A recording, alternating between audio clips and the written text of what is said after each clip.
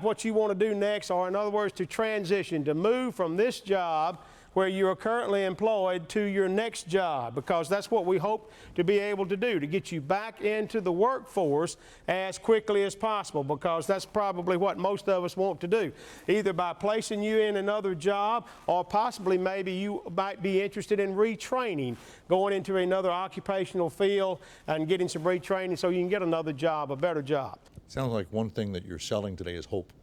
We do. We sell hope, and we sell not sell, but we try to inform people and to try to give people a feeling that you're not out there alone, that there are some other programs and agencies, and there's some people out there that care about you and that want to see you get back into the workforce. That's what we're trying here to do, is try to get people back into the workforce, either through direct job placement or through retraining, and use these other services and programs that are available to them to help them in that transitioning process.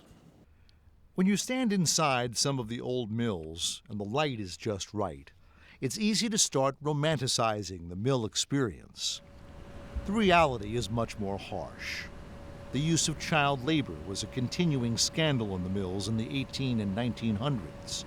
In the year 1900, a quarter of American mill workers were under the age of 16.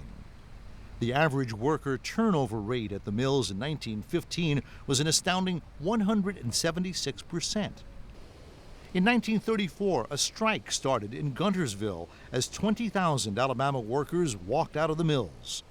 That strike spread nationwide. Eventually, 500,000 men and women had left their jobs. They were demanding to be paid $12 for a 30-hour work week. The strike failed miserably and ended with unemployment, violence, and death as the National Guard was called out. Now the non-union workers being laid off across the state are met with an offer of assistance: unemployment benefits, help with health care, job retraining. Still, for Alabamians who have generational experience in these mills, the end of the textile era is a bitter pill to swallow. Oh, everybody's been knowing it's going to eventually shut down, because they've been telling us it's going to shut down, but we wouldn't expect it to shut down as fast as they did. So what do you think? What's going to happen to you? What are you going to do? Well, right now, I really don't know. I hadn't really thought about it. Not really. You think you might want to train for another kind of work, or is this something that you love? This is something that I like to do. Me and my husband had talked about moving to South Carolina to the mill up there, locating up there, and go to work up there. But we really don't know at this time. He works in the mill as well? Yeah. Okay. Did your family work in the mill before that? Oh, yeah. All my brothers, Daddy, they all work down there. I worked there about 4 years ago, about 2 years, and I quit and went back to school and stuff, and I come back and all this happened. What did you think when you heard the mill was closing? It was a shock. It's been there three generations. My whole family worked in it. I couldn't believe it. What did they say? What did your father and your grandparents say? Well, they said, my grandmother said that she couldn't believe it neither, and it's been there so long. It's only two things that ran through it. It was the river and the mill, so it's just been a shock. So what are you going to do? I ain't quite figured that out yet. I'll probably go back to school or just carry on, I guess. It's tough, though, huh? Yeah, I was planning on making a retirement from it. This used to be a textile mill, jobs for everyone in town. It wasn't easy labor, but nobody turned it down. Now the windows stare like vacant eyes, the boards across the door. Corporations shut it down, moved to Mexico to make a penny more. A penny saved, a penny earned, a penny for your thoughts.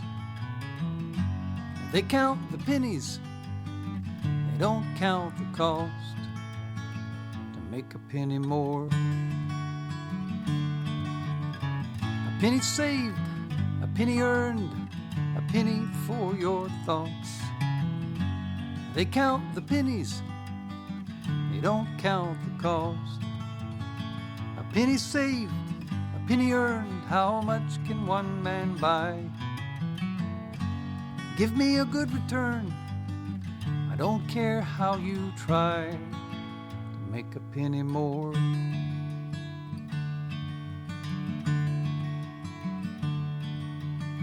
There used to be a textile mill, jobs for everyone in town.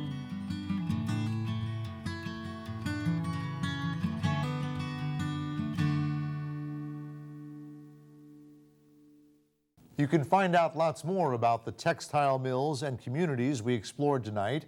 Look for a series of links on tonight's For the Record program page, aptv.org/FTR. Now, here's what's coming up on tomorrow's For the Record In Depth. Each weeknight for more than a quarter century, For the Record has reported on and analyzed the issues facing Alabamians, from education to home rule to civil rights. Join us tomorrow night for in-depth coverage of news topics and features, 6:30 on APT. And that is For the Record for this evening. Thanks for watching and be well. If you'd like to purchase a VHS copy of this show, call 1-800-239-5239, extension 5. Tapes are $24.99, including shipping and handling.